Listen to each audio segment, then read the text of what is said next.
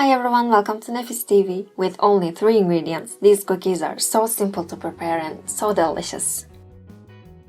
In a whisking bowl, mix together 2 cups of all-purpose flour, 75 grams of chantilly powder, and 200 ml of vegetable oil.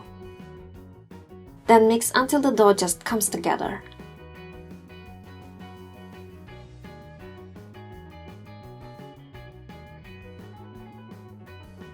Take small pieces from the mixture and shape them into balls.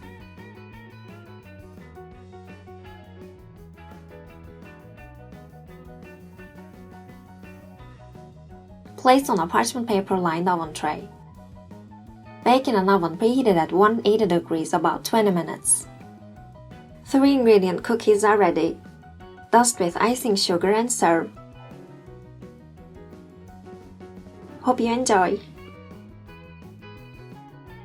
If you enjoyed the video, don't forget to leave a comment, subscribe and click the bell icon so you'll be the first to know when we post a new video.